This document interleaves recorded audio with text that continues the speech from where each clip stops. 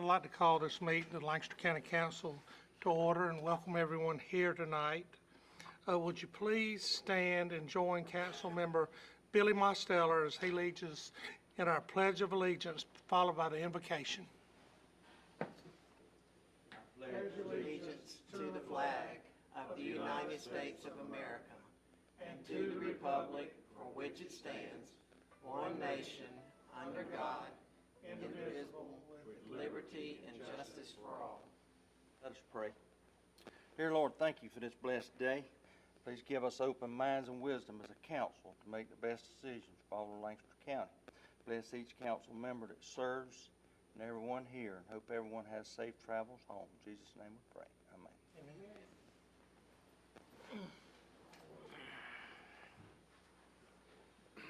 Amen. Let's move down to number 4, approval of agenda. Do I have a motion? Second. I have a motion from Ms. McGriff, a second from Mr. Carnes. Any discussion? All in favor, raise your right hand. We have unanimous approval of our agenda this evening. We have a brief executive session before we meet tonight for one legal briefing regarding a contractual matter. Do I have a motion to go in executive session? Second. Motion from Mr. Honeycutt, second from Mr. McGriff. All in favor, raise your right hand. We have unanimous approval. We're now in executive session.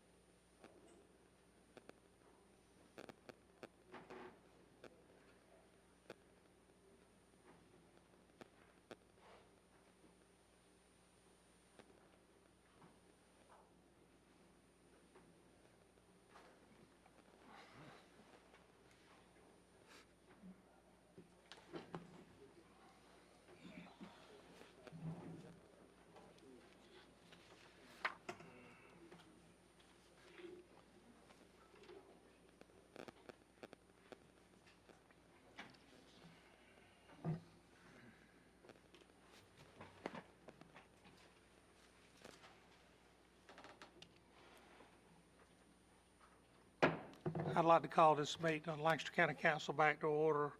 Again, to have a motion to come out of executive session. Have a motion from Mr. Blackman, second from Ms. McGriff. Go ahead, Mr. Bose. Executive session, a briefing on a contractual matter was provided. No votes were taken, no decisions made.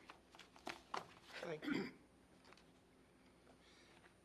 Let's move down to our citizens' comments. Please bear in mind that this is not a period of dialogue with council or a question and answer period. This is your opportunity to address council with your concerns. I ask that you address your remarks to council as a body and not to any individual council member. Please speak into the microphone, state your name and address for the record, and you will have up to 3 minutes to address council. Your time will not start until you have provided your name and address. First, we have Mr. John P. Baker. John Baker, 2293 New Hope Road, Heath Springs. Mr. Chairman, members of the council, I know that you received last week email that I sent to you in regard to the separation distance issue with the shooting ranges. And I hope that provides a viable alternative to the half mile, which I think is problematic in that it goes in every direction and the surface danger zones go in the direction of fire. And I think that would be a much more viable solution. The other thing that I would bring up, and there's a gentleman following me who's going to speak to this, that I don't think any consideration has been given to, is a situation where an adjoining property has domestic livestock. You know, the thing about exempting CWP holders or whatever approach is taken there still is going to be a problem if the adjoining property owner has domestic livestock on his property. I'm not so concerned about the livestock getting shot by a CWP instructor or his students, but I am concerned about frightening the livestock and this kind of thing. So something's going to have to be looked at on that, and I have no idea what the solution is going to be, but I hope you will give that some consideration. Thank you very much. Thank you, Mr. Baker. Next, we have Mitch. I'm sorry, I can't read your last name. All right, come on up. Can I pass these out to you, please? You can hand it. I'll give them to the clerk, please.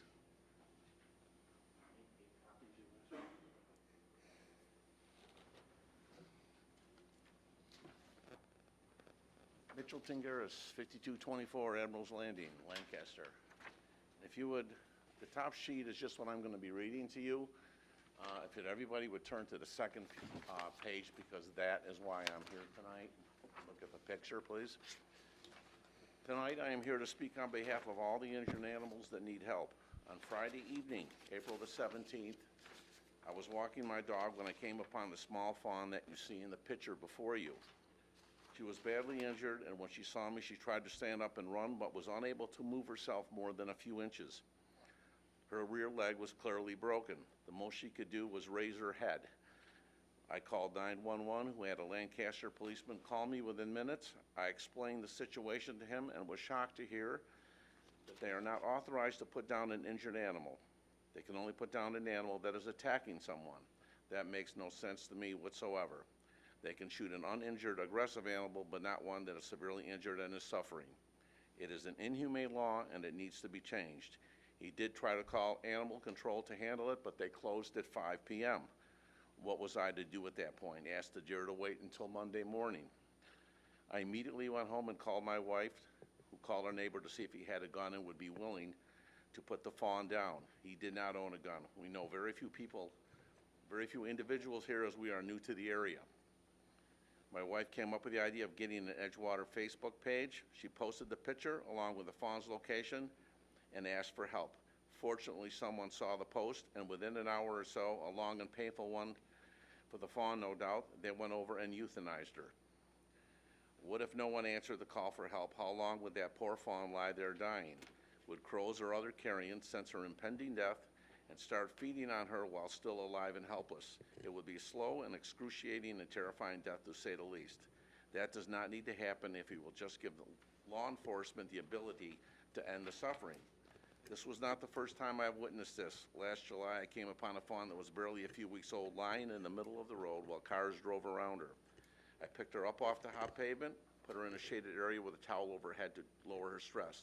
To shorten the story, I will just tell you she died while I was waiting for somebody who rescues wildlife that lived over an hour away. I buried her as best as I could in the woods. This was a heartbreaking experience that I never wanted to experience again. Unfortunately, it did, but it doesn't have to. The police are minutes away. They can end the pain and suffering if we would just give them the authority to do so. There is no cost to this, no downside. Nobody wants to see an animal suffer. This will happen again, and you can make sure that in the future the ending is quick and humane. Whether we have 2 legs or 4, we are all God's creatures. Please remember that when you make your decision. Thank you all for your time. Thank you. Thank you very much. Mr. Ned Blackman.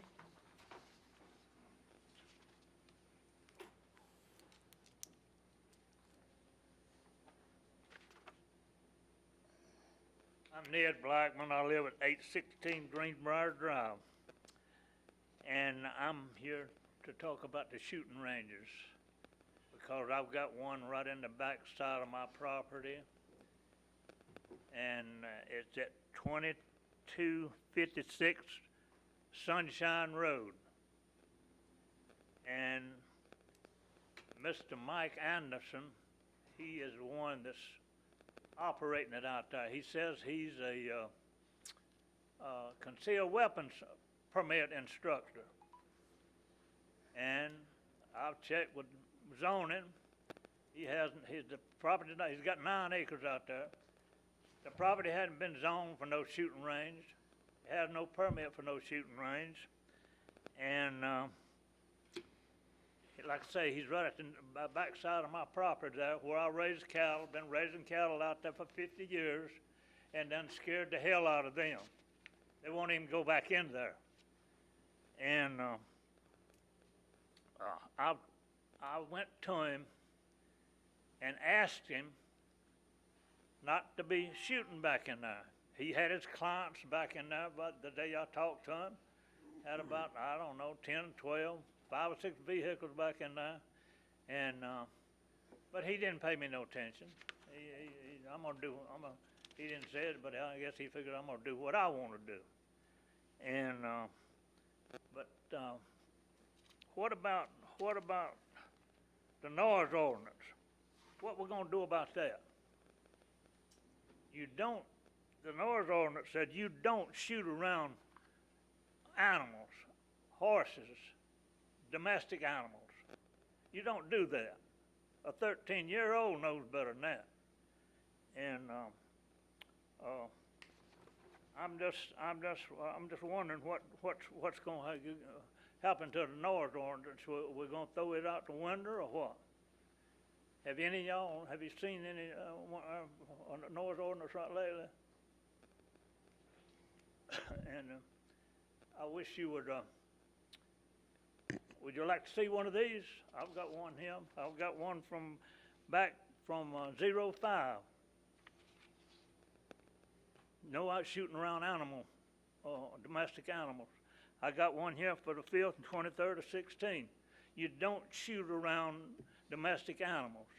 I got another one here for October 15th, 2019. You don't shoot around no animals. And so I've got the plat here where his land joins mine, and he's shooting right next to my property, and that's a no-no. That just ain't gonna work. And like I say, I've been out there for 87 years now, going on 87, and I've never in my life heard such a racket. Like shooting 100 or 200 times. He's got his clients and all out there, and it's just a heck of a racket, and that shouldn't be. That shouldn't be happening. Thank you very much, and I appreciate it. All right, thank you, Mr. Black. All right. Mr. Willis?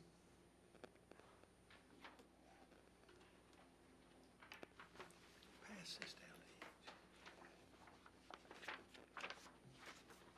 to you. Mr. Chairman, members of the council, we had several emailed comments. I understand y'all have these already at your desk.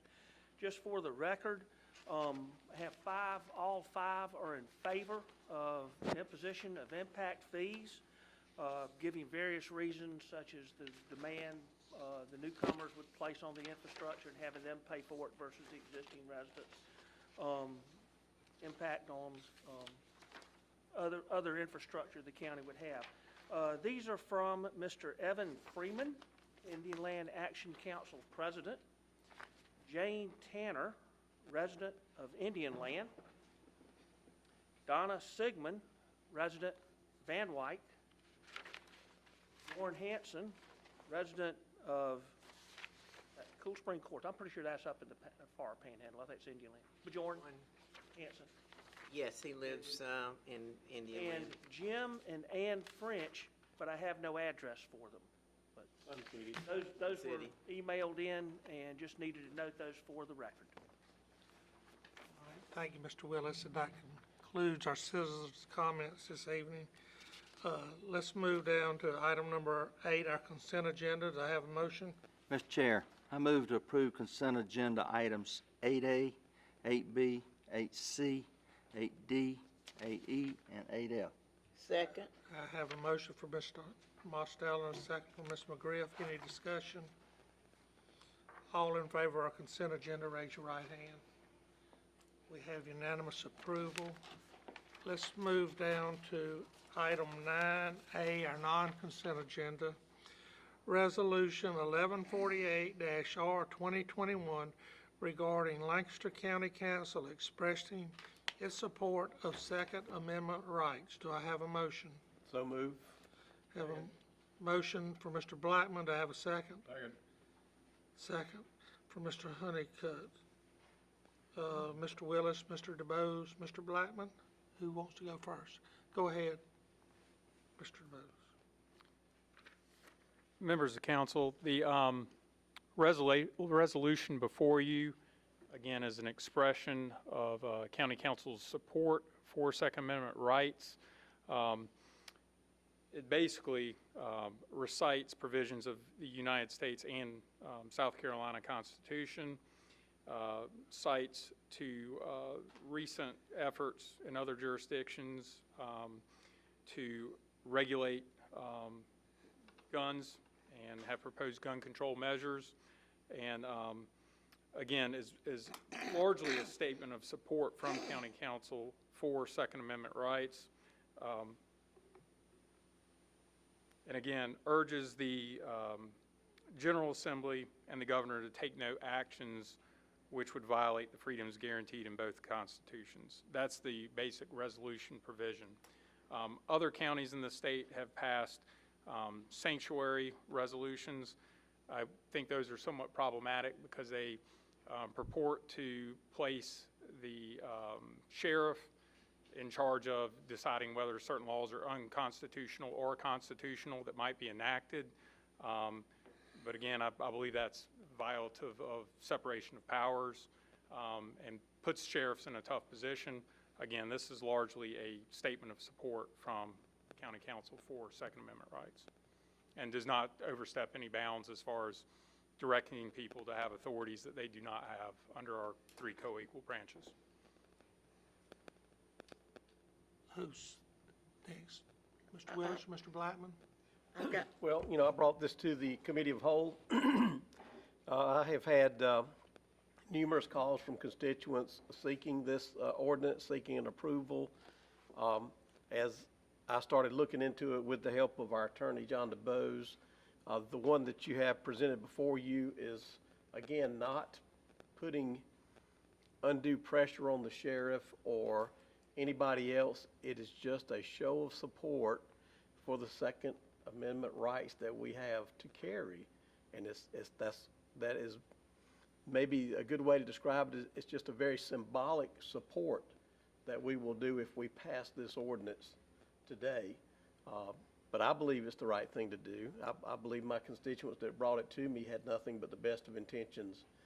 And since that's who I represent, that's why I'm supporting this resolution.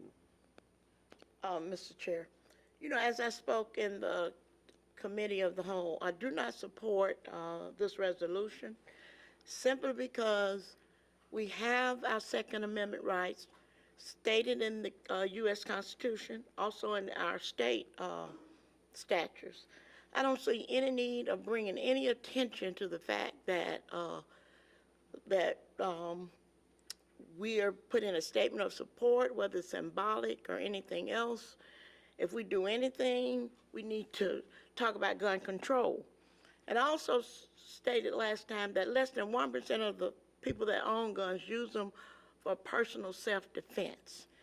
With all that's happening in our country with guns and shootings and mass murder and things like that, I don't think it's any time for us to be talking about our right to own a gun, because we all do. I own a shotgun, I own a gun, but I know what my rights are because they're stated in the U.S. Constitution.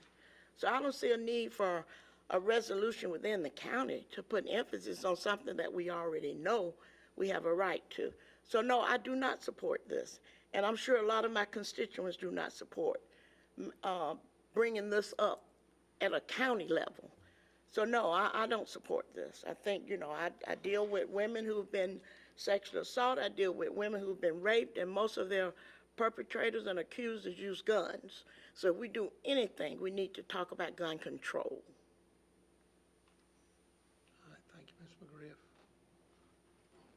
Anyone else? Chairman, the use of guns and owning guns has been before us for a long, long time now.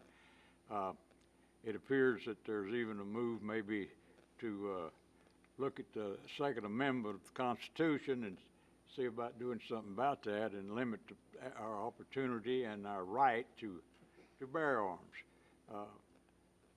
Most of us, I think, probably gun owners. I've got my guns for my family's protection, but I think it's my right to have it, my right to bear arms, and I support Mr. Blackman 100%. Any more discussion? Anything else? Mr. Willis, anything? All right, we have a resolution on the floor. Hearing no more discussion, I think we're ready to vote on resolution 1148-R 2021. All in favor, raise your right hand. Opposed? Resolution passes 6 for and 1 against. Let's move down to 9B, resolution 1149-R 2021 regarding unique loan fee agreement sponsor affiliate addition. Do I have a motion? Motion to approve. Second. Have a motion from Mr. Graham, second from Mr. Carnes. Mr. Gilbert. Thank you, Mr. Chairman, members of the council. This is a very simple resolution in front of you tonight.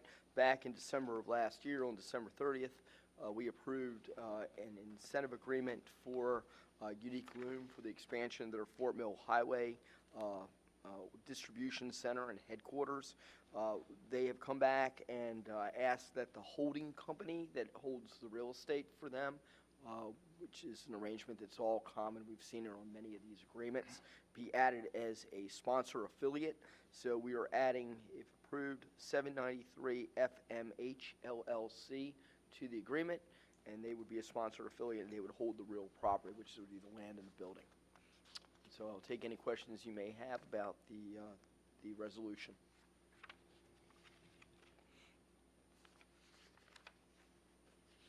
Any questions for Mr. Gilbert? Thank you. Thank you. Any discussion? Hearing none, we have a motion for approval of Resolution 1149-R 2021. All in favor, raise your right hand. We have unanimous approval. Go down to 9C, public hearing and third reading of ordinance 2021-1705 regarding adoption of procedures for the imposition, calculation, collection, expenditure, and administration of impact fees. Mr. Willis, Mr. DeBose, Ms. Belk. Mr. Chairman, before I turn it over to John, simply would note for the record, nobody signed up for this public hearing.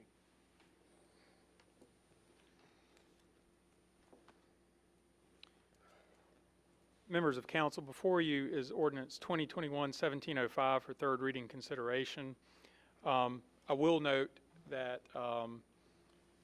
there have been a few proposed changes to this ordinance from the second reading version that was before you. Principal among those changes is the removal of a development approval milestone metric along with the effective date provision.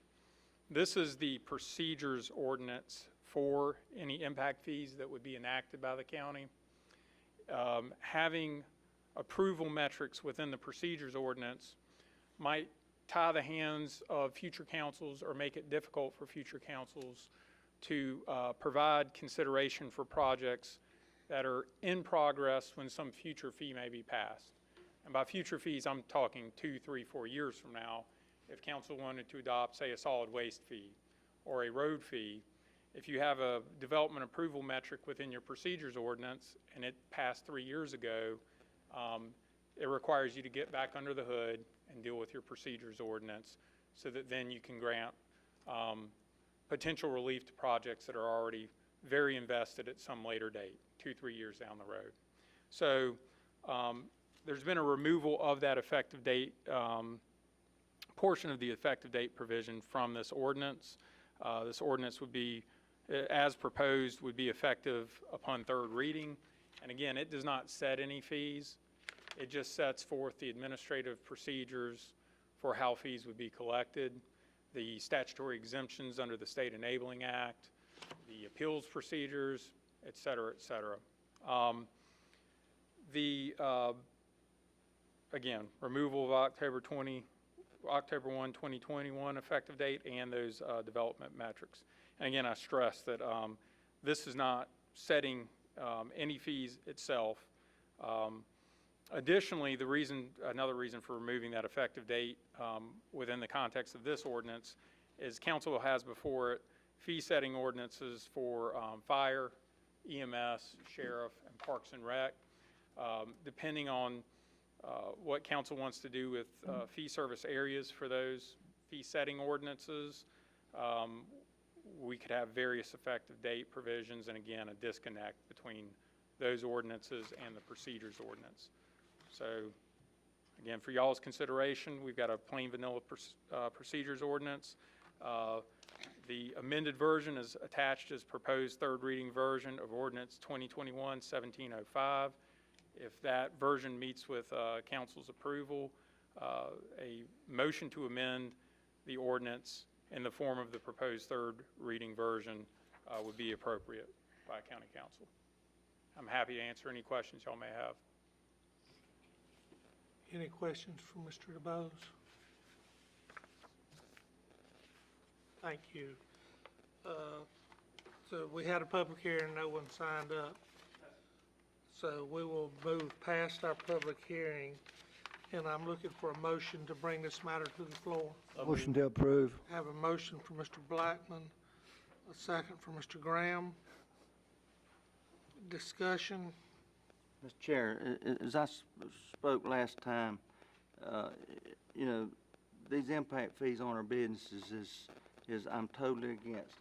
You know, we can put it on these homes. These homes is what's impacting their county up there. But these businesses coming in, we need this commercial coming in for our county. Our residents, our citizens look forward to these new restaurants coming in and you know, new Walmarts and Targets, or you know, that's all we hear from our citizens asking, when we gonna get this, when we gonna get that. When we put this big fee on them to come in here and build their building, they might change their mind and go somewhere else. I mean, we lost a Walmart up there, a second Walmart, for doing some stupid stuff, or we didn't, somewhere else, but, I just got a problem with this. The only thing that I can support on this is Parks and Rec. It don't hamper our businesses at all. It's on residential only, and I'll support Parks and Rec getting this, but not nothing else. I just can't put no burden on our commercial coming in. Mr. Chairman, Go ahead. I agree with Councilman Mosteller. When we add these impact fees, especially on retail, we're placing an additional burden on them when in fact, as he said, the residents that are moving in are really causing the need for these services based on the study that we've gotten to get to this point. So I'm going to support the impact fees, but what I would ask council to do, whether it be this budget session or maybe even a year from now when we finally, if we pass the impact fees, I would ask this council to look long and hard at reducing our building permit fees that we put on the retail, because, you know, looking at this example, we're charging $13,800 for an Aldi store. That would be 21,720 square feet. Fort Mill only charges $6,290. York County $11,079.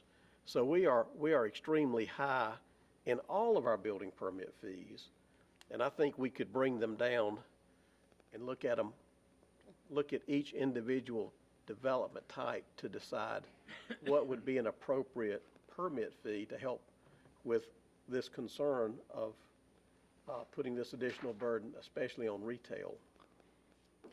Mr. Chairman? Go ahead, Mr. McGree. I got a question for John. Is this ordinance is just about procedure and calculation, right?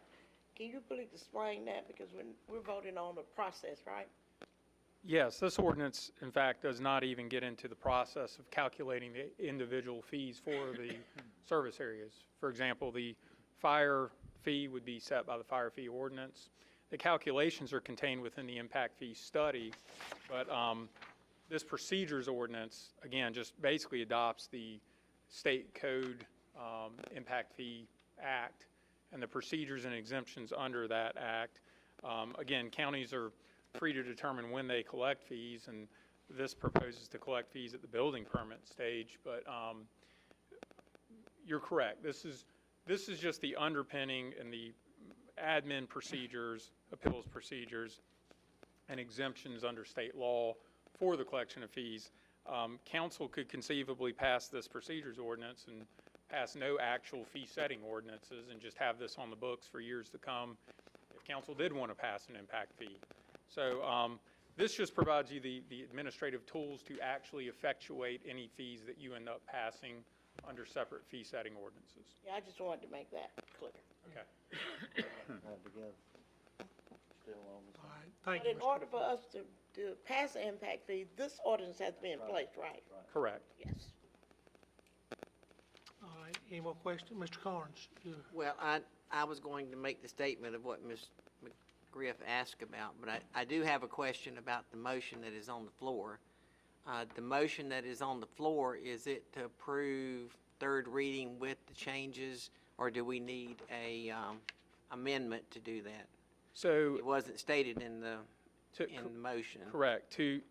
Y'all's motion is to approve ordinance 2021-1705 as currently passed on second reading, because that's all that's actually before you tonight.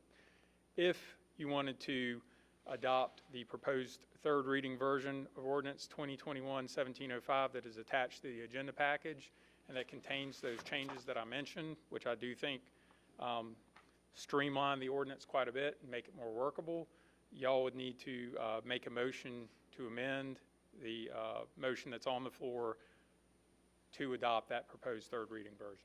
Chairman, I make a motion that we amend the adoption of ordinance 2021-1705 to include the attached ordinance attached with the agenda packet for the night. All right, I have a motion for Mr. Carr. Second. Have a second for Mr. Graham. Any discussion on the motion, on the amendment? We're ready to vote on the amendment. All in favor of our amendment, raise your right hand. Opposed? The amendment passes 6 for and 1 opposed. Any more discussion on 1705? Hearing none, we're ready to vote on third reading of ordinance 2021-1705 as amended. All in favor, raise your right hand. Opposed? 1705 passes 6 for and 1 opposed. Let's move down to 9D. Third reading of ordinance 2021-1725 regarding adopting a Parks and Recreation Development Impact Fee. Public hearing delayed and will be re-advertised. So, go ahead. Are we looking for a motion? We need a motion to bring this to the floor. Mr. Chairman, I move to defer third reading of this ordinance until June the 28th, 2021, so that the county's capital improvement plan can be finalized and updated and presented for third reading. Second. All right, have a motion for Mr. Collins to defer and a second for Ms. McGriff. What was that date, June what? To June the 28th, 2021. I believe that's the date when the consultant said that, well, at least the next council meeting, that we'll have the information back from the consultant on changing. Yes, sir, that should give us enough time for everything to be finalized so that Kim can make necessary revisions to the CIP. All right, is there any discussion on this at this time? Hearing none, we have a motion on the floor to defer to June the 28th. All in favor, raise your right hand. We have unanimous approval to defer third reading of ordinance 2021-1725 to June the 28th. Let's go down to E, second reading of ordinance 2021-1722 regarding adopting a fire development impact fee. Public hearing delayed and will be re-advertised. Do I have a motion?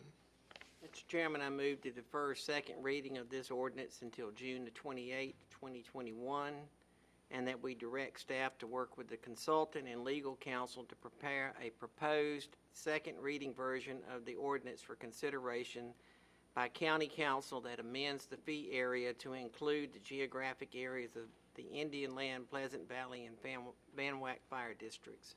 Second. I have a motion for Mr. Carnes, a second for Mr. Honeycutt. Any discussion? Hearing none, we're ready to vote. Have a motion to defer second reading of ordinance 2021-1722. All in favor, raise your right hand. We have unanimous approval. Let's go down to F, second reading of ordinance 2021-1723 regarding adopting an emergency medical service EMS development impact fee. Public hearing is delayed and will be re-advertised. I have a motion. I move to defer second reading of this ordinance until June 28th, 2021, and that we direct staff to work with the consultants and legal counsel to prepare a proposed second reading version of the ordinance for consideration by County Council that amends the fee area to only include the geographic areas of Indian Land, Pleasant Valley, and Van Wyck fire districts. Do I have a second? Second. I have a second for Mr. Blackman. Any discussion? We have a motion for Ms. McGriff to defer this to June the 28th. All in favor, raise your right hand. We have unanimous approval. Let's move down to G, second reading of ordinance 2021-1724 regarding adopting a sheriff's development impact fee. Public hearing delayed and will be re-advertised. Do I have a motion? Chairman, I move to defer third reading of this ordinance till June 28, 2021, so that the county's capital improvement plan can be finalized and presented for third reading. Have a motion from Mr. Honeycutt. Do I have a second? Second. Have a second from Ms. McGriff. Any discussion? Hearing none, we're ready to vote. All, Mr. Chair, I do note that if council wishes to amend the fee area for this ordinance as well, that y'all would need to make a motion to that effect to direct the consultant and legal to consider an amendment of the fee area. Was that not Point in of the, clarification, John. Yeah, it is. Mr. Chairman, I move to defer second reading of this ordinance till June 28, 2021, and that we direct staff to work with the consultant and legal counsel to prepare a proposed second reading version of the ordinance for consideration by county council that amends the fee area to only include the geographic area of the Indian Land, Pleasant Valley, and Van Wyck Fire District. Second. right, we've got a motion from Mr. Honeycutt, a second from Mr. McGriff. Any discussion? All in favor, raise your right hand. We have unanimous approval.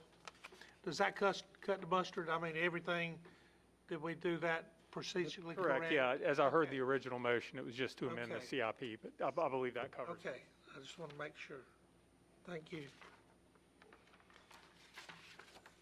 Let's go down to H, second reading of ordinance 2021-1728 regarding amending the Unified Development Ordinance to UDO for outdoor shooting ranges and turkey shoots. Have a motion. Mr. Chairman, I need to recluse myself from this because I use a event venue, and the planning director had mentioned turkey shoots in event venues, even though the event venue that I own currently does not have a skeet shoot or is contemplating one. I still feel like I should recluse myself. And I did the paperwork. All right, we're ready for second reading of ordinance 2021-1728. Do I have a motion? motion to approve? Second. Have a motion from Mr. Carnes, second from Ms. McGriff. Mr. Burhans.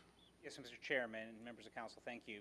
Again, as indicated, this is a follow-up from our April 12th council meeting where we considered first reading of this ordinance.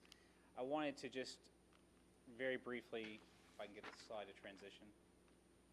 Angie, I might need your help with that. Okay. So what I'd like to do is go ahead and refresh everyone on the scope of work of this amendment in just very brief terms. So this was an amendment that originated some time ago, really out of a code enforcement issue for the opening of a shotgun range shooting facility that did not have an ability to come into compliance with the ordinance, and so staff was asked to look into this and come up with some options. In that process, we also identified the need to update the regulations regarding turkey shoots because the ordinance is silent at present on those, and then also, just as like we do with a lot of our ordinances, we did some administrative cleanup. So that, in very short form, was the ordinance and the scope of work that we started with on this project. And so, at the April 12th meeting, staff gave a presentation on the scope of work for the amendment, as well as a summary of public feedback, and I think there were a couple people that also shared some comments as well. And so council gave staff the direction to, one, do some comparative research, two, review proposed changes by Mr. Baker, who spoke earlier during citizen comments. Also look at any protections that could be, or considerations being given for environmental issues. And then also examine whether or not concealed weapon permit instructors could be exempted from the ordinance, and kind of research that. And that's something John will kind of wrap up at the end of my presentation. So what I'd like to do is kind of work through those items, and I've also given you a copy of the research we've done in paper form, just because it'll be easier for you to look at. So before we jump into those, I want to kind of just do a refresh on what the ordinance requires as it relates to the baseline standards for outdoor shooting range facilities. And it covers many topics, different little areas, but the core standards that guide these facilities are: one, a separation requirement from residential uses or institutional type uses like schools and churches. And there's at present, it's a half-mile separation from the property lines. And then two, there is a noise decibel limitation for noises at the property lines of residential uses or institutional uses and other uses, and it's outlined in that table, so, so that the noise cannot, you cannot be creating noise that creates that exceeds the decibel limitations in that table. Now, in doing this research, we also want to go back and find out, well, what did the code require before 2016? That's the UDO we operate on, and we found this code section in the 2015 code. Obviously, it's a little bit more simplified, but one thing we did notice is that at one time, for approximately 15 or so years, the county ordinance required a 1 mile separation from residential institutional uses. And so our thought is maybe perhaps when we went to a half-mile separation, they added in the decibel limitations as part of that to kind of have a belt and suspenders type approach to ensure we don't create nuisance impacts with these outdoor shooting range facilities. So just some context. And in looking at like what does that look like when you study noise and whether or not a shooting range creates a noise impact on a property, this is the kind of study that would be produced, maybe reviewed by a board of zoning appeals or something like that. And what it does is it maps out based on the operation of the facility relative to the surrounding terrain. Is it hilly? Is it flat? Is it wooded? Is it cleared? This is the kind of analysis that would come out. And this is a shooting facility in Virginia that is part of their, I think, is a conditional use permit application. So I just wanted to show you what that looks like, what the analysis would look like in a special exception type process. So let's go ahead and jump into the research that you asked us to do. And we looked at 15 jurisdictions, 14 in South Carolina and 1 in North Carolina, our neighbor in Union County. I apologize if that's not going to be very legible to our members of the audience. I can share this offline with anyone that would like to have it. But you do have printouts in front of you. And really, when you go through that comparative table, one constant you're going to see with that is that there's nothing constant on that table. It's across the board in terms of how our other local governments at the county level are regulating outdoor shooting ranges. I suppose if you had to force me to identify the one constant, is that noise decibel limitation, 55 decibels at someone's residential property or 75 at a commercial business, whatever the number might be, that didn't seem to be used really by anyone. That doesn't mean it couldn't creep its way into like a special exception permit through that process, but in terms of the black and white code standards, it just didn't find its way. But again, no real uniform process or no uniform set of standards. Some have separation requirements, some don't. And again, just relatively across the board. So no great lessons learned per se in that research, but still very valuable exercise to undertake. And again, that's just a second sheet of that. So I want to go ahead and start working through the rest of the request. So it was discussed about, and a general question is, hey, is there any like laws or regulations governing like the lead that? And I think Mr. Blackman, you were kind of poking in on that issue. And so you shoot into a berm or a baffling system, and all this lead predominantly gets produced. Obviously can cause problems over long term. Is there any like laws or regulations that govern that? There isn't necessarily anything from like a permit standpoint. You have to get a permit to operate an outdoor shooting range from an environmental standpoint, but there are federal laws related to the Clean Water Act and the Resource Conservation and Recovery Act that, if it's determined you're creating like a lead pollution issue, maybe there's well water in surrounding areas that have higher, lead content than they should, and it's sourced back to your facility, that can cause you a lot of problems, financially and otherwise. So the EPA did put out a guide called the Best Management Practices for Lead at Outdoor Ranges. And we did find one community that does require what's called an environmental stewardship plan and with their applications. And it's basically submit this plan showing how you're going to reclaim the lead from your shooting berms or other systems and how often you're going to do it. And it's just a good housekeeping type plan. You would think that any range would have it. And it's actually referenced in some of the NRA guide and whatnot as well. So it's a good practice to have in place, and so I just wanted to share that as part of that research process. Okay. So the other piece of this, the other piece of this is we had Mr. John Baker, who, citizen within our community, provide some feedback on the ordinance. And so wanted to go ahead, and you just asked us to look into that feedback and tell you what we think. And so I'll just kind of walk through the series of feedback that we received. On April 8th, we received some communications from Mr. Baker indicating satisfaction with the changes made. Did suggest that maybe re-examine that cease of use provision. If a range ceases for 2 years, it needs to go back through the permitting process. He identified, if there's a judicial proceeding, perhaps that might unintentionally, unfairly, cause a range to permanently close if they're tied up in litigation that requires them to be closed for that process. Certainly theoretically possible. If it's important to council, we don't have any issue with incorporating or modifying our language to adjust for that scenario. On the 12th, at the council meeting, Mr. Baker shared a handout with council asking that concealed weapons permit instructors be exempt. And I'll let Mr. DuBose kind of discuss that during his presentation time, because I think he wanted to kind of drill into that more specifically. And then also he has to have us re-examine the separation distances. Instead of the half mile from the property line, look at it differently from the direction of fire line versus the sides and the rear, and had alternative numbers. And then reiterated the cease of use provision. Since then, on the 19th, Mr. Baker, I think, emailed council directly and copied staff and asked to kind of have his April 12th comments kind of revised a little bit, and asked that let's look at a couple different things differently. Instead of functional, we use the term functional use area within the ordinance. The functional use area is the area you come up to and you shoot, and it includes the area that has the backstopping and whatnot. And it's an important definition because we revised how those separation distances are measured, whereas before in the current ordinance, it's at the property line. To be what we consider to be more fair to property or to range owners, we contracted that to be measured from the functional area. So again, if you're on, I don't know, a 500-acre property, why should you measure it way on the outer edges? It should be measured from where you're doing the shooting activity. He suggested, hey, let's use this concept called surface danger zone that the U.S. Army developed about 100 years ago and has continued to refine. And it, if you can, one more, Angie, if you could, thank you.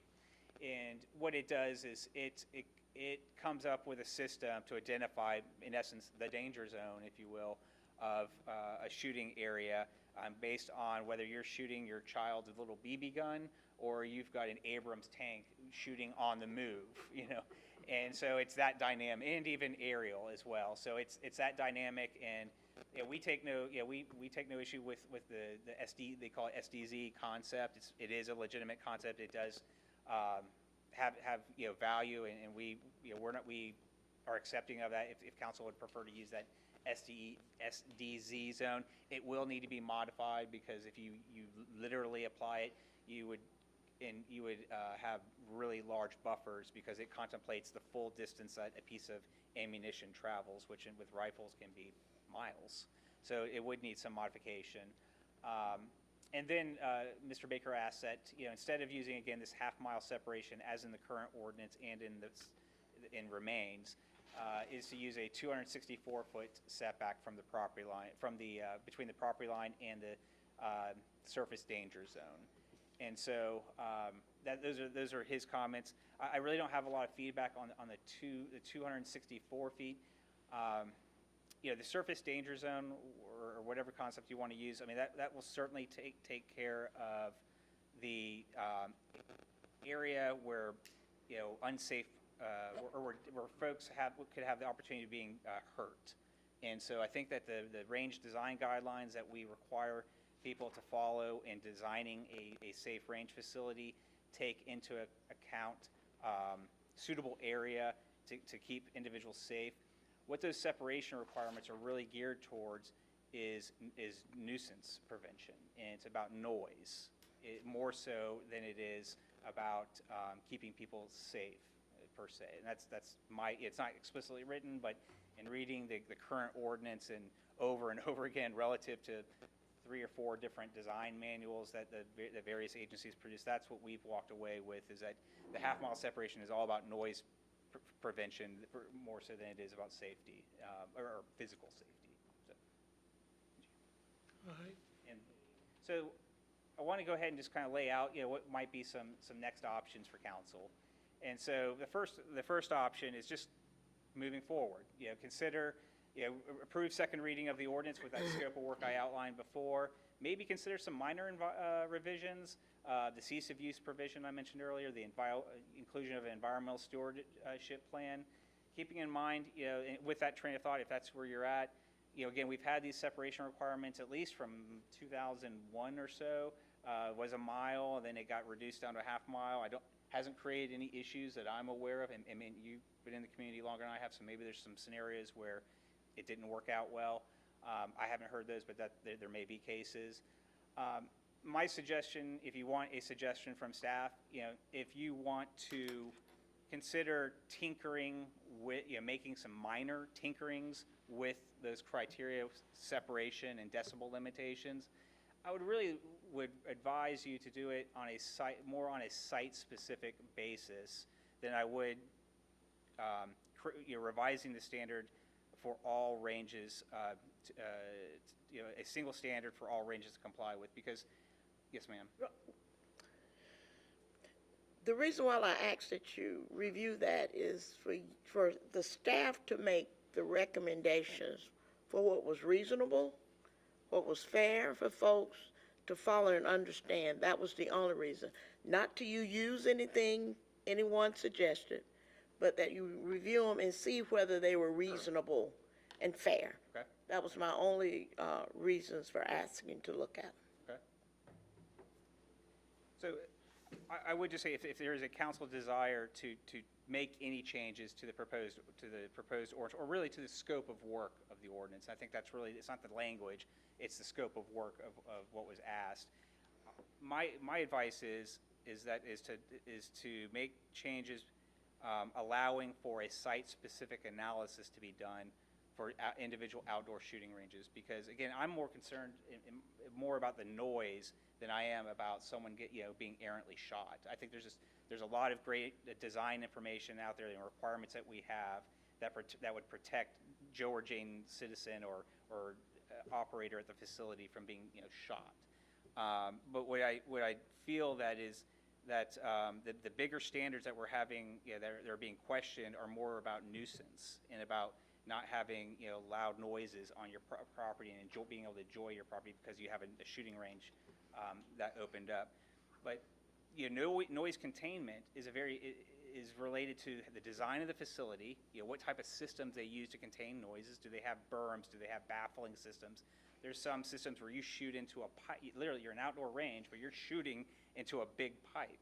And why do you do that? Because it contains the noise significantly. Probably not the greatest experience from an enjoyment standpoint, but it's possible. And also the surrounding environment plays a significant role in whether noise is going to go far or whether noise is going to be contained. Are you in a valley? Are you on a ridge? Is the surrounding area wooded? Is it all farm fields? So that's why I think that you need to look more as creating some criteria to allow site-specific reviews to determine some of those factors or a reduction of those factors. The second is, the second option would be for council just to initiate a major rewrite of these provisions that you feel like, you want these to be changed and there's value to have them changed. It suggests that you could hire a consultant. You could use a grassroots approach and talk to citizens and other folks in the community and get their suggestions. And you may want to incorporate some GIS analysis with that and find out, if we reduce it from a half mile to a quarter mile or to no separation distance, what does that do in the community? How many ranges could open up in our community? Because that's really the greatest concern is as you retract these standards back, you're opening up more opportunity for ranges, and that's not a bad thing. I think we've all agreed they're enjoyable and they serve a value in our community. But how many ranges do you want? Outdoor ranges do you want in the community? Because again, you create negative impacts on the surrounding properties as you open ranges, and I think we all understand that. The last option would just be to table this. Maybe the regional scope of work, maybe it's not as important as we initially thought. Maybe we don't want to tackle some of the bigger issues that have been discussed, and we just table it or disapprove the ordinance. And so that's what we have. That's what I have for you at present. I know John has some information about concealed weapons instructor exemptions that he wants to share, and I'll defer to John and take questions afterwards. All right, thank you, Mr. Burhans. Mr. DeBose? So with regard to a potential CWP instructor exemption, I think one of the primary driving factors in that is council's consideration of, again, these separation requirements that Mr. Burhans has mentioned with regard to general facilities and the noise abatement issues that kind of surround those. I'll kind of walk y'all through a general analysis of exempting CWP instructors. I will tell you, I think it would be legally difficult. I think there's some real equal protection concerns there. If you're exempting a CWP instructor who is doing it on the side at their house, you're essentially getting into home occupations, basically. It's kind of a second ancillary source of income and occupation for folks to have CWP classes out of their homes. The county currently regulates home occupations, but again, only allows certain use types in certain districts for home occupations. Council wouldn't allow, and this is an extreme example, but wouldn't allow a landfill on a 5-acre site in the middle of a residential subdivision. So there's some interplay with what uses are really appropriate for a home occupation. When y'all, under your current UDO, you've got considerations that go into home occupations like minimum acreage, screening, buffering, et cetera, and that, again, is to minimize the impact of a home occupation on adjacent property owners, be that a air conditioning and repair outfit or a landscaping business. There are still aesthetic considerations and quiet use and enjoyment of adjacent property considerations to take into account. And again, there's kind of a legislative consistency consideration in having a blanket exemption for CWP instruction out of someone's home, in that council requires, again, that only certain uses occur as home occupations and have these buffering requirements. So I think it'd be legislatively difficult to allow a separate use to operate without any kind of buffering restrictions or anything as a home occupation, even if it's a secondary home occupation. Again, as a primary concern, I mean, I think those are all very important, but the primary concern is the specter of treating a CWP instructor differently when they're offering classes out of their home on a residential property. Is a commercial operation offering those same classes, but they have to do it under the auspices of a commercial range. You're taking two similarly situated service providers and making them have vastly different requirements for how they operate that business. And I understand that a commercial range offers other services. You know, people can just go shoot at the range and get range time, but council would be faced with applying different standards to roughly similarly situated business entities. So it's a long way of saying I think it's a road fraught with peril. Certainly y'all's prerogative to do it, but I think it's very problematic to try and accomplish that. And again, you've got the consideration of commercial entities being treated differently. But again, what we've heard tonight in some of the comments and what Rox has touched on is these buffering requirements for commercial ranges are a product of projectile safety to some degree, but they're also have a co-equal factor of abating noise so adjacent property owners are not affected. And a blanket exemption for CWP instruction really doesn't fit within that rubric. So happy to answer any questions. Again, I think it would be a tall order. Again, it's council's prerogative to do what you will, but I think it could potentially meet with some serious legal challenge and be problematic. Mr. Chairman, Go ahead. how would we handle a situation where we already have existing people that are CWP instructors that have a range on their property now? They have not been subject to any enforcement or regulations, and now we're putting these regulations in place. These regulations are in place currently and have been for many years. A governmental entity's lack of enforcement of a regulation that currently exists does not mean they're not entitled to enforce it at a later date. There's no grandfather status because someone's been doing something that is not permitted under the regulations, and they just simply have not been, there's been no enforcement action. It's like speeding. If I go 100 miles an hour every time I drive back to Columbia for a year and a half, I can't say, well, I've been doing this, and you've never enforced the speed limit and pulled me over. Same, I mean, the analogy's, it's kind of a glib comparison, but I mean, it's an accurate comparison. All right, thank you. Chair, I got a question. Go ahead.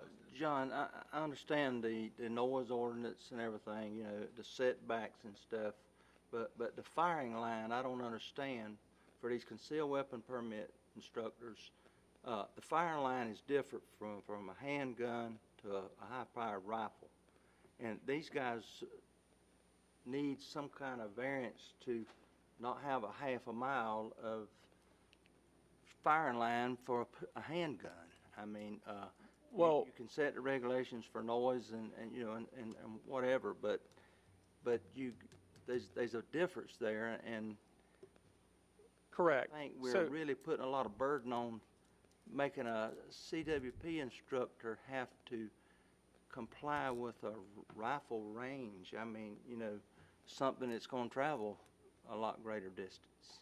So I believe, and Mr. Burhans can correct me if I'm wrong, but within the NRA range design guidelines, I believe there are separate backstop requirements, clearance requirements as far as the direction of the projectile. The cone diagram that was put up, of course, would differ for a handgun versus a rifle, or crossbows versus rifles. So I don't know that it's a question of CWP instructor having to meet the rifle distances that would be included within a range design. I think it'd be, if they can safely meet pistol requirements under those design specs and prove that they can safely operate out of their home, then they'd have no issue. Again, and they are making money, and it is a commercial enterprise. So again, I think there's just serious equal protection concerns with actual honest-to-God ranges. And I will just say in practice, I know in other counties, there are a lot of CWP instructors, and I understand very often their method of teaching is to secure range time and go to the range with their students, which has been regulated and permitted and is not a noise issue for adjacent properties, and there's no question about the safety of the range. Well, there's a lot of firing ranges that's around the state, and a lot of them are usually by the police departments, and they belong to the police departments or the municipalities. What are you going to do with them? They're not a half a mile long. Or So many of those ranges probably pre-existing prior to the ordinance. I'm not aware if ours has any specific carve-out for ranges operated by governmental entities, but yes, they presumably they've been constructed in a yes, safe manner. municipalities and police departments and stuff have firing ranges, and you're saying a while ago that they're not grandfathered. Well, they're not operating commercially either, though. I mean, they're serving a governmental purpose. But it's still a firing range, period. I mean, a firing range, whether it's commercial or you shooting a gun. I mean, that's Correct. a firing range. So Correct. what's the difference? And Well, I will just say that Distance. this ordinance. To be safe, we're looking at safety here, is my concern. I mean, that's what I think I said all about, okay? So if you got a half a mile, you're making, what's the difference? I mean, I don't understand what's already been in place. You say we can't grandfather them. We have to. We're gonna have to tear down every shooting range we got in the county. I mean, even for our police officers.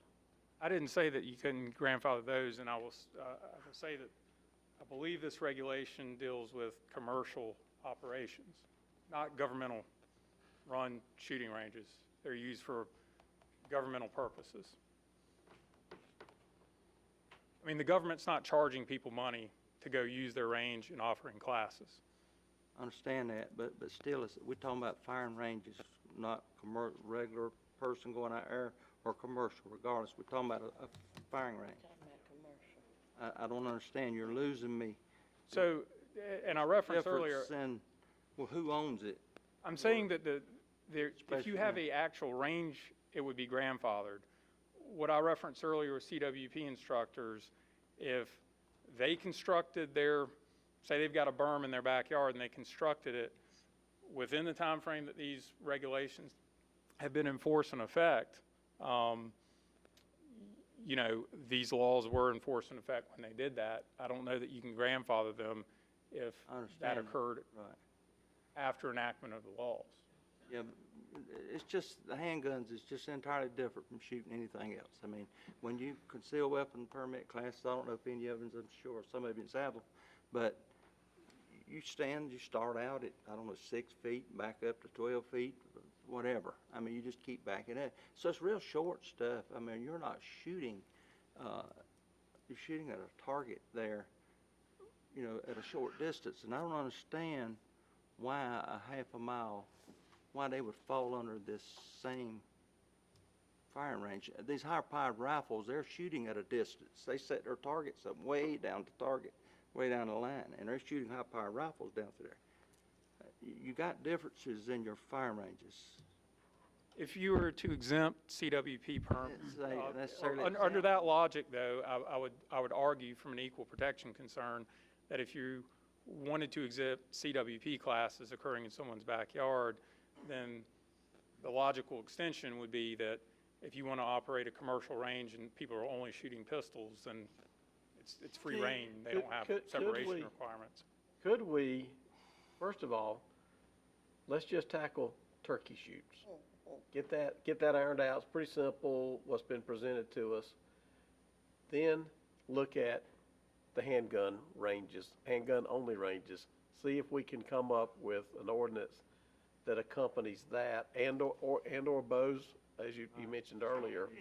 And the reason this ordinance is getting looked at is sporting clays, which is a completely different animal than a long Well, we could do, range. I'm just saying, let's just do one shooting range purpose at a time, if we could maybe, because again, like I'm concerned even with CWP. I've heard recently some shooting, and it did not offend me. It was not close enough. It makes everybody go, oh, that's somebody shooting a gun. Well, it doesn't bother me when it's far, far away. I don't think it would be enough to excite the domestic animals, the cows, the dogs, the horses. So what I'm saying is, since I think we're limited in our knowledge at this point, I know I am, let's accomplish one problem at a time and see if we can iron it out that will, and whether it be hiring an expert or just, you know, Rox has done an excellent job on some of his work, whether it be talking more to the community. Let's just get one category at a time and see if we could accomplish it. You're speaking to Rox's next steps and options, essentially, which is. Yeah. Mr. Chairman, I agree with Mr. Blackman, and I'll make a motion to table ordinance 2021-1728, because we could talk about this till midnight and we still would not come up with anything that we think we could agree upon. Best thing to do is talk about it in the committee of the whole or whatever. But I have a friend who works at a skeet shooting operation, up close to North Carolina line. And he said, I asked him, I said, how much acreage does it take for that particular operation? He said, about 50 acres, because you're talking shotguns, shooting skeets. And that's just one, like Mr. Blackman said, that's just one of many different things that we need to talk about. So I made my motion. All right, we got a motion Do from we have- Mr. Honeycutt. I think we ought to be two primary motions on, Yeah, He can make an amendment. amendment to that, to existing defer. Would you like to make an amendment? I will make an To amendment. defer. You would make an amendment that we table? Is Table. that legal? Can We we- have to draw, Want to defer to do we have a motion so we far? have a motion on the floor for approval. I believe y'all have a motion on the floor for approval. he can make a motion Let's to withdraw defer that to. one. Yeah. Would you withdraw that motion, Mr. Carnes? Yes, I'll withdraw that Would you motion. draw your second, Mr. McGrath? Yes, All right, yeah. now we can start over. Okay, I make a motion that we table ordinance 2021-1728 until we have a chance to sit and talk about this and have each category that we want to discuss laid out so that we can discuss it like we know what we're talking about. So we'll, And include noise, include nuisance, and whatever else we got to put in there. Debt abatement. do I have a second? Second, Second from Mr. McGriff. Mr. Chairman, I would, in, in that second, but I think what we've done with this ordinance is just blew it out of proportion. Because as Mr. Honeycutt said, it's just so much in there. We need to separate them and make them very clear as to what we're doing, because we've got so much in there that we're not experts, and I'm certainly not an expert. We need to understand exactly what we're doing. So to Rox's comment earlier on experts, I mean, I know one of his proposals was if there's a major rewrite of the existing ordinance, possible hiring of a consultant, you know, I can certainly devote significant time to it, but I'm not a subject matter expert on regulations for firearms. Again, I think it comes down to, and I agree with the motion, I agree, option 3, the right option for tonight. So having said that, I think you have to, I think the council in a different venue probably needs to start asking itself some core questions of what it wants to accomplish with any major rewrite of the outdoor shooting firearms ordinance. And once you get answers to those core questions, the details will likely fall into place in one form or another. And so that's what I agree, suggest. and I also believe that we should be extremely careful. We are in gun country. People love to hunt here. They love to shoot guns. We need to be extremely careful that we don't curtail their right to shoot on their property. And we got to be extremely careful we don't do that. Mr. Chairman, I would say that, and I went back and was looking at the ordinance, and that there are exceptions that could possibly allow for shorter distances than a half a mile if you have a shooting range or a backyard CWP range that meets NRA range development design. We got a motion on the floor. Yeah. All right, I will note, just for council's edification and consideration, just putting this on the radar if it's not already, that tabling this present proposed amendment to the shooting range ordinance does have the effect of keeping the current ordinance in place as written, and may not effectuate the original, I guess, thrust and purpose of considering this, which was a entity that was out of compliance, that was trying to get into compliance and find a route to compliance. would it be better to defer it? Well, I mean, a deferral would have the same effect of tabling it, and that no action is proceeding, but. We're not tabling, because that's just for tonight. We would be correct. deferring. Correct. If you're deferring it, you can defer it to a date certain. You're tabling it for tonight. It dies Again, tonight. correct. You know, it's not that we're not going to make a decision. It's just like, it's just too much. We're adding so much. It originally was the turkey shoot and the outdoors range. And now everything we can think of is included in that. And that, you know, and that is My just, point is just as drafted, the proposal may provide a route to compliance for, I guess, the whole issue that kind of kicked this off.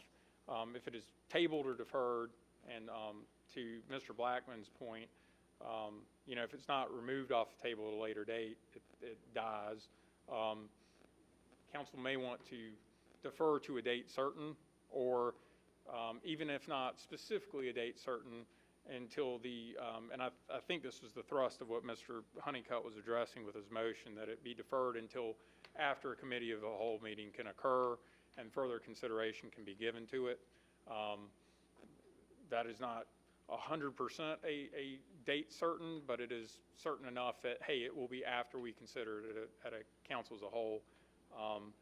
So to that end, perhaps y'all's more appropriate motion would be to a motion to defer it to a council meeting subsequent to a committee as a whole meeting where the matter can be discussed. Mr. Honeycutt, would you withdraw your motion to table? I withdraw my motion to yes.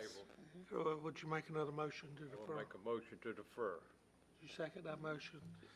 All right, and. And that's a deferral until after a committee as a After whole the meeting? next committee. Correct? After, yeah, Okay. after And- committee of the whole, yes.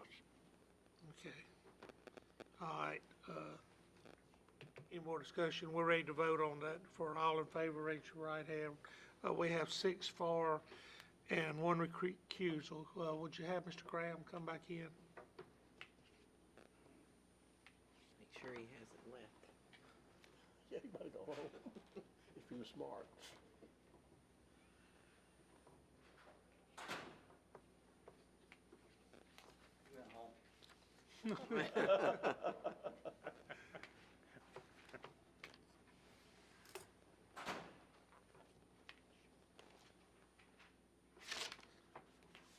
Let's move down to 9I, first reading of ordinance 2021-1732 regarding amending the bylaws of the Historical Commission. To have a motion. Motion to approve? Motion for Mr. Carnes. Have a second. Second. Second, Ms. McGriff. Mr. DeBose.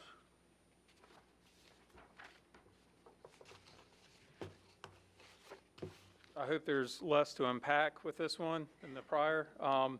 This is a proposed amendment to the bylaws of the Historical Commission. As stated in the agenda item summary, they've not been amended since 1999, and that was only one section of them. Everything else dates to 1994. The world is a very different place than it was then. The primary points of these proposed revisions are to clarify the purpose of the commission, to reduce the quorum requirement to 3 members. Robert's Rules allows organizations to set their own quorum numbers. I understand from the commission that having a quorum has been incredibly difficult, just due to practical realities of COVID, but even predating COVID. This allows commissioners to carry currently provided, but it does require council approval for that carryover. Further sets forth and clarifies current duties of the commission, and provides some practical amendments to the audit process to reflect how it's been actually done. If you have any questions, I'm happy to Chairman. answer them. You know, we're talking about the Historical Commission here, so, you know, rules going back to 1994 or whatever sort of falls in their purview. But my question is the changes that we're talking about making, are they applicable to what we already have in place for other boards and commissions and the rules that we have for them? I know that reading some of this, that parts of those are in other ones, but others I question as far as the, you know, the number of people to be reduced to the quorum to 3 members. Of course, you know, you just stated that Robert's Rules of Order sort of govern that. My other statement would be is that if they're having problems getting a quorum on a board that people have volunteered and said that they would like to be on, then maybe we need to replace the people that are on that board that are not showing up. And I will state for the record that these proposed amendments were presented by the commission They were reviewed as a staff level, and really, there were very minor amendments made to them. But commission members are present here tonight that may be able to answer some of council's questions as to why these proposals have been set forth. Before you move to that, you know, we passed that, we semi-passed the model ordinance by the Association of Counties, and I don't know if it had a blanket provision in there that what our rules would be for us would also apply to all of our committees and things of that nature. So we might need to look at that. Correct. I will say that even with model rules, councils, of course, are free to change their minds when presented with new facts and different realities for various entities. And, you know, y'all are one council and y'all did pass those model rules, and all of you were on council at that time. But, you know, ordinances are living, breathing things. So, No, I'm fine yeah, with correct. changing life. Correct. Life is nothing but change, but I'm just saying we might need to modify that also to be, because I Understood. hate this thing about the last legislative expressions, what's going to govern theory and law. So, and then the other thing is that I found kind of funny was the annual report. In reading this, it talks about them being accountable, and then right toward the end, it talks about a annual report, but there's no due date on that annual report. And I don't know if that needs to be clarified or better expressed. I will certainly get Ms. Thompson's input on that. I mean, largely that is tied to fiscal reporting. So, But if we don't have it in the ordinance, correct. what if they just, Report on November 14th every year. Yeah. Or something. Yeah, I hear you. Also, ahead. yeah, I agree with Brian. I think the commission, Historic Commission, is a wonderful commission because they do a lot of things for the county that we're not able to do, and they do very specific things for our courthouse across the street. But when I was reading through it, potential 13-member commission and 3 as a quorum, I think I need a little justification for that, because it means 3 people can really run the whole commission. And, you know, I can understand 5, but 3, I don't know. I think that needs a little justification. I will certainly let the commission members that are present speak to that. What I understand is that perhaps only 3 or fewer people are available for many of the meetings or participate. But again, I don't want to put words in their mouth. I think, again, they can speak Yeah, I to go their. back to what Alan said. I don't know whether Alan or Brian said it, but this is a very important commission. And if we find that people are in these positions and not attending, and I know COVID gave us a year, and I don't think we need to count that year, but we really need to look at and make sure that the people that we appoint to these commissions are really interested in being a part of it. And if the commission is having that kind of problems, they really need to talk to council about it and let us know how to proceed, because we as council can make changes. Yeah, and begs the question, why do we have 13 on the commission? I mean, well, first of all, it's 7 members voting appointed that But vote, then- and then you have 6 at-large members that are Yes. advisors. Yes. So they're Don't not vote. voting, so you But- gotta have 3 out of 7 gotta be there. Yes. 3 out of 7, but those at-large members do persuade the voting members, is what I'm saying. Because my sister was on this commission, and, you know, that 6 at-large and 7 voting, but still, you got 3. That's not even a majority of the 7. I understand exactly what you're saying. I just Okay. want to make sure we understand it was 3 out of 7 I think the voters. problem is, we've had in several of these commissions, is getting people to show up. You wanna come up and talk to us here a few minutes? And while Joe is coming up, he is a dedicated member. And Joe, all my praises to you for all the work that you have put into the commission. Okay, what it is I just took over as chairperson of this. And there's a ruling in there that says that if you miss, so many meetings, that, you're dismissed. All I gotta do is let the council know.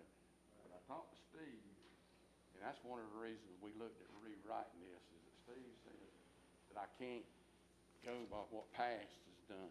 I gotta have it put, in writing now that I can hold them accountable once this is done. Because, like I said, with the virus going around, we go up there and try to have a meeting, can't get a quorum. Joe, get up next to the mic there and take your mask off so we can understand you. We would try to have a meeting. We had a problem having, getting a quorum there. But, let me go back a minute there. You talk about the commissioners. One of our problems that we got with the commissioners now is until the past chairperson left, she put a husband and a wife on there together. When you take away a husband and a wife, you done lost a quarter of you to make a quorum. So that's one reason we wanted to do away, because in the past, and like I said, I've been on there 15 years, when we had a husband and a wife, when the husband would be a commissioner, the wife would be an advisor. When it rolled around and the wife became a commissioner, the husband would roll off and be an advisor. Because, see, the advisors don't vote. Commissioners is the only one that has voting rights. And like I say, with not having a quorum to have our meetings, it just throwed us in bad shape. Joe, let me ask you a question. So you're saying 3 do show up. If you're gonna you at least get 3 at each meeting. Is that what you're saying? Yeah. Well, I'm the chairperson. Kathy's the vice chair, and right now she's filling the secretary's position. So the three of us is there at every meeting, and that's one of the reasons we asked it be like that. That's the reason we specifically named the chair, the vice chair, and the secretary, because we have not missed a meeting. Not tooting our own horn, but we've been there at every one of them. And we got so much stuff going on now, because I heard him say about these reports. I know that there hadn't been reports, but I have been turning in like attendance numbers, and we even went back now and we doing the zip code, because you go different zip code, so that you get so you can have a variety to pick up of where people comes from. John, let me ask you a question. He's naming the president, vice president, and the secretary, 3 as a quorum. What if a member shows up who's not an officer? Then will that still constitute a quorum? Yes, as drafted, it's 3 commissioners, one of whom must be the chair. One or the other. Vice chair or secretary. So one of the 3 has to be an officer. The remaining 2, as drafted, could be just non-officer members. And then we'll have advisors present. So, Joe, are all those 7 positions filled? Each district has named their person? Yes, ma'am. Okay. But they're not always showing up, apparently. They just don't all show up. Yeah, I appreciate what you're doing, and I understand why you want to have a quorum so you can actually have a meeting. And like I say, with the COVID and all, if you're getting 3 out of 7 to show up, I don't have an issue with granting you permission email, Steve. to run your commission. I sent out an email to tell them to let me know if they think they, not gonna be there, and none of them don't respond back. So I'm assuming they're gonna all be there. And then when we show up, then we don't even have enough. I mean, we've got I don't know how many of y'all know Miss Betty Broom. She's 80 years plus, coming all the way from up there at Van Wyck. Does she come? Yeah, she comes. I got somebody else in my district that is really anxious to get on the historic commission. In fact, they filled out an application ready, and this person would be a really good we full person. at present, but we do have 2 applicants that's ready to come on. A commission, any commission that someone misses X number of meetings in succession, they can be removed. Right. And I'd kind of like to know if my representative or anybody else representative missing all these meetings, why we don't go ahead and replace them? You know, Well, that's a terrific committee you guys have got, and you've done so many wonderful things that, and you need dedicated people like you, Mr. Greer. I appreciate on there, that, and Mr. you got them. Hancock. You got at least 3, I know. Yeah, So, but that's what Well, I'm saying. COVID has made it difficult It has on made a a lot of difference, people that's for sure. to get out. And, But I talked to Steve, and he says that what it is, that we, you know, you gotta go on past practice, and the past practice was that then the past chairperson didn't enforce the rule. I got the rule now, if this passes, they either gotta be at the meeting, or they call me, and I excuse them from the meeting.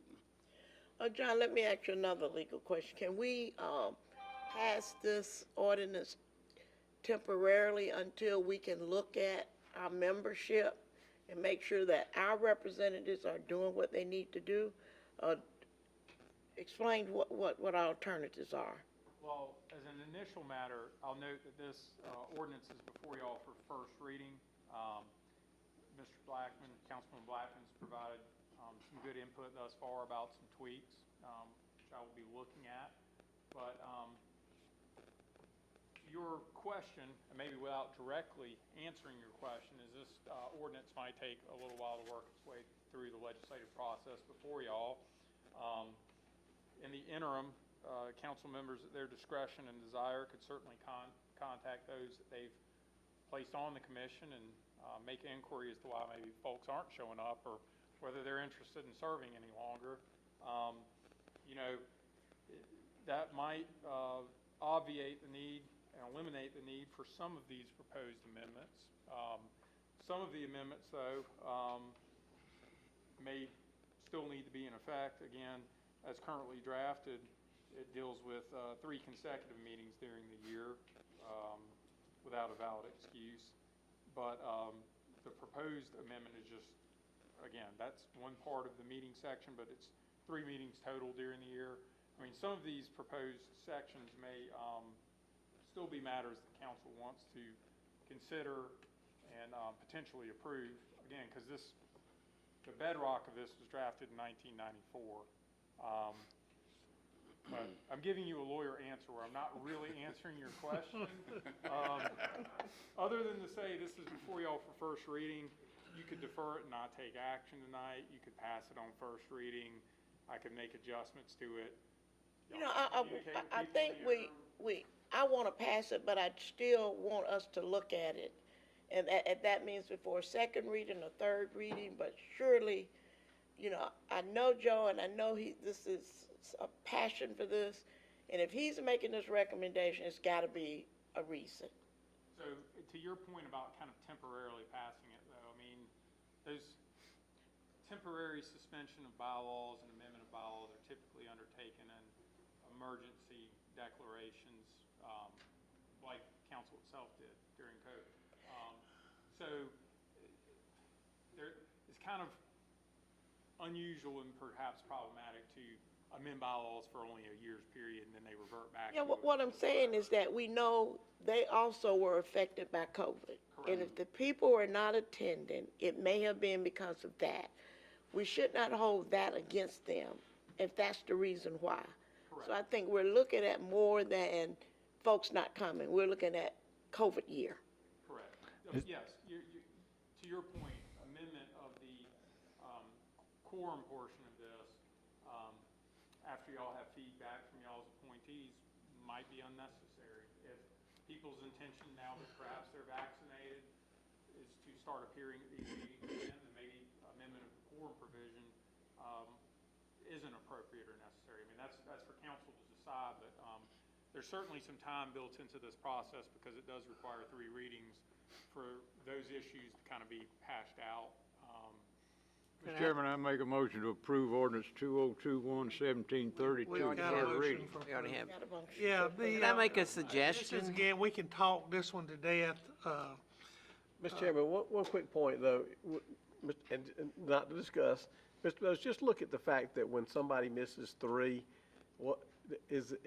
are they terminated automatically?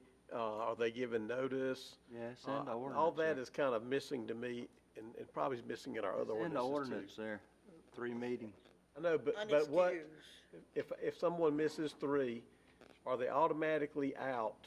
No discussion, no notice given No, to the there's- person? it's- He makes the decision, where They if can, it's they can have a emergency or valid something. excuse. No. If they have 3 that are not valid, Oh, do they automatically end, or do they have to give notice to that person that it's ending?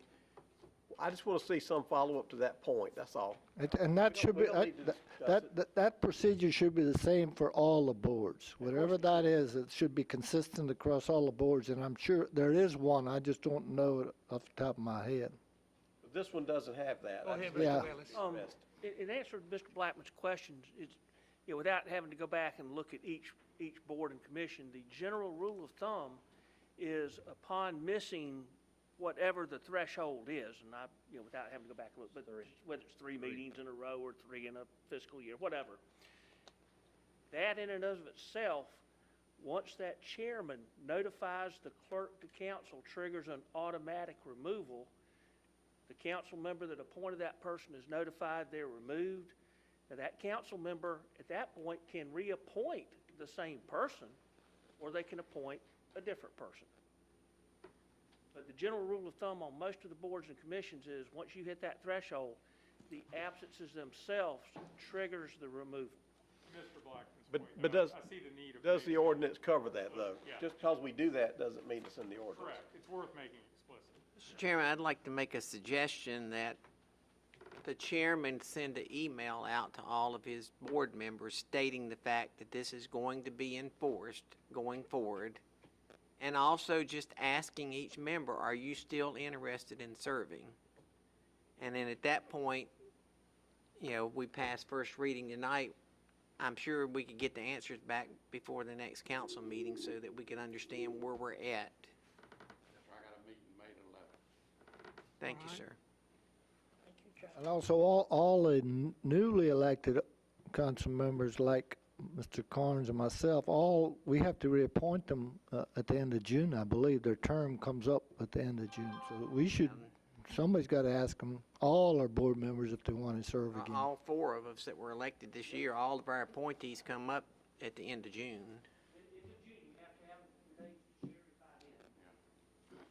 All right, any more discussion on this? No. Thank you, Mr. Greer. We have a motion for approval of first reading of ordinance 2021-1732 from Mr. Carnes, second from Ms. McGriff. I think we're ready to vote on this. All in favor, raise your right hand. We have unanimous approval. Thank you, and let's move on down to our 10, discussion and action items. We got some appointments to various boards. Ms. Sharisa Ingram to the Board of Zoning Appeals, District 5. Mr. Michael Bryan Elliott to the Airport Advisory Board for District 6. Do I have a motion? I make the motion that we approve both appointees. Motion from Mr. Blackman. Do I have a second? Second. Second from Ms. McGriff. All in favor, raise your right hand. We have unanimous approval. A report on Mount Nebo Road Project. Mr. Willis and Mr. Gilbert. Mr. Chairman, members of the council, as you recall on Mount Nebo Road Extension, we had reported back to you some time ago that we had a cost estimate, but it had not been bid out yet. It has now been bid out, surprising no one in the current, you know, positions we're in, the current marketplace. It's come back in over. Jamie has updated information. At the time we had the agenda item summary, we were still working off some preliminary information. So Jamie has updated information for council.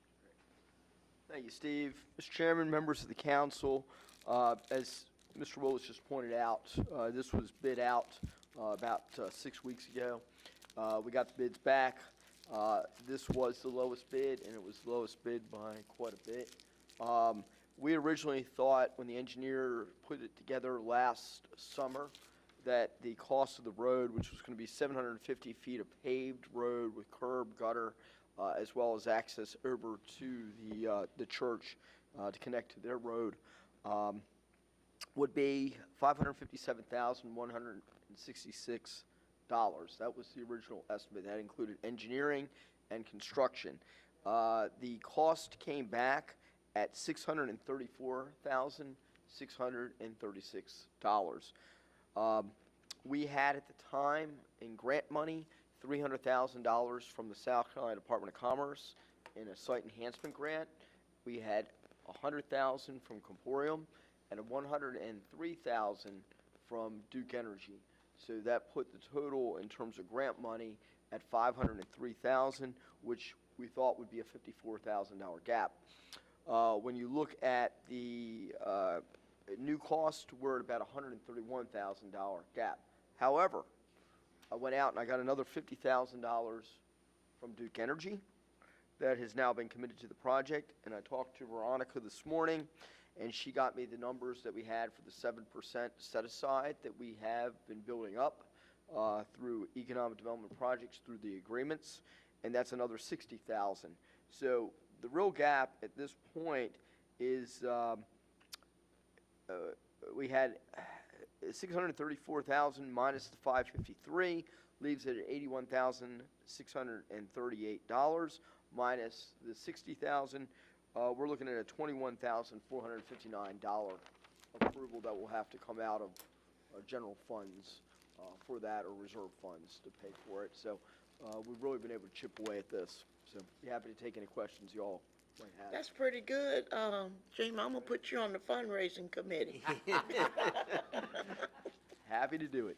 Make a motion that we fund the $21,000. Have a motion, from Mr. Second. Blackman, a second from Mr. Carnes.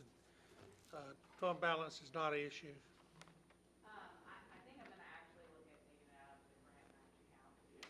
Okay. And/or my motion said and/or the grant match. Did I not, do you not hear that part? Okay, so we have a motion for Mr. Blackman, either from the general fund or our grant match fund. Second from Mr. Carnes. Any discussion? All in favor, raise your right hand. We have unanimous approval. Thank you, Mr. Gilbert. We appreciate all your hard work. Help give you some product to sell, we hope. Let's move on to nothing on 11, is Mr. Willis, on table, recommitted. Reports, number 12, request for proposals, anything on that? I just want to make sure council was aware we worked with Mr. Mullins, the attorney, on that, and we'll have that going out shortly. Just want to make sure council saw it before we did send it out. All right, do I have a motion to go in executive session So moved. to discuss a pending or threatening litigation? Ms. McGriff makes a motion. Second. Have a second, Mr. Carnes. All in favor, raise your right hand. We have unanimous approval. We are now in executive session.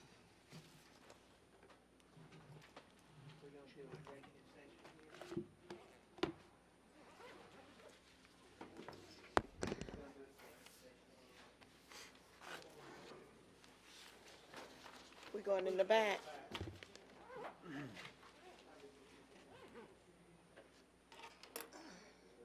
John, in that RFQ that we're talking about for the project manager, there are 5 places where there's words that are joined together without a space between them. I want y'all to find those 5 and correct them before we vote on it.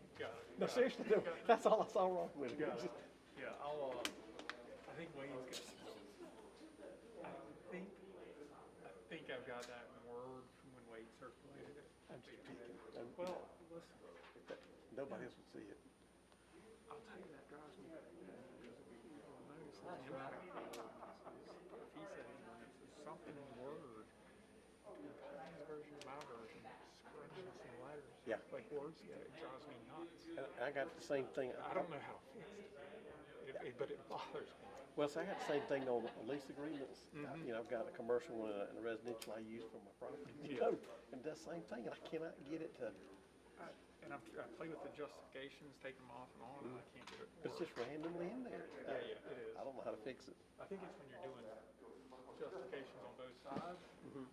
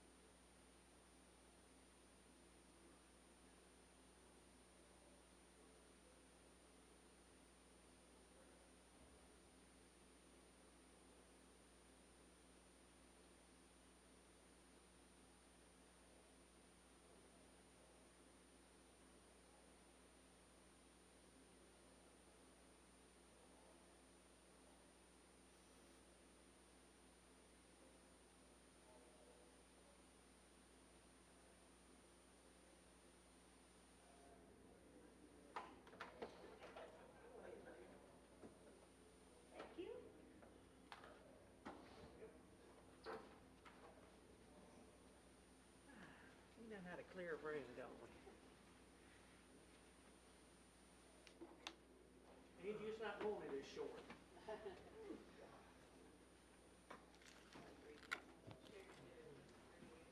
Did you bring you a Snickers?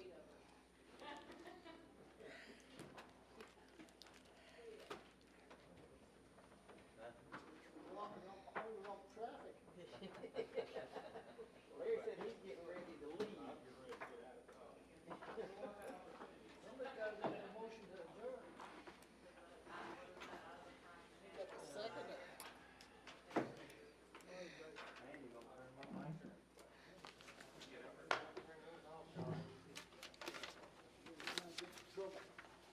Then you'll be on social media. Nothing new.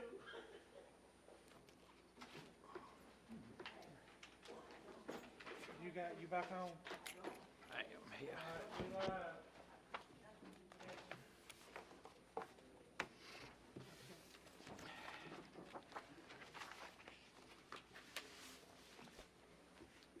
I'd like to call this meeting of Lancaster County Council back to order. Do I have a motion to come out of executive session? Motion, second. Motion from Ms. McGriff, a second from Mr. Carnes. All in favor, raise your right hand. We have unanimous approval. For the record, in executive session, a legal briefing was provided on a pending or threatened litigation matter. No decisions were made, no votes taken. Thank you, Mr. DeBose. Do I have a motion to adjourn? So move. I have a motion from Mr. Honeycutt to adjourn. Do I have a second? Second. Do I have a second? I'm going home, y'all. Ms. McGriff, would you second our motion, please? I've made my motion. I'm out of here. Have a second from Ms. McGriff. All in favor, raise your right hand. We have unanimous approval That's mean, y'all. to adjourn.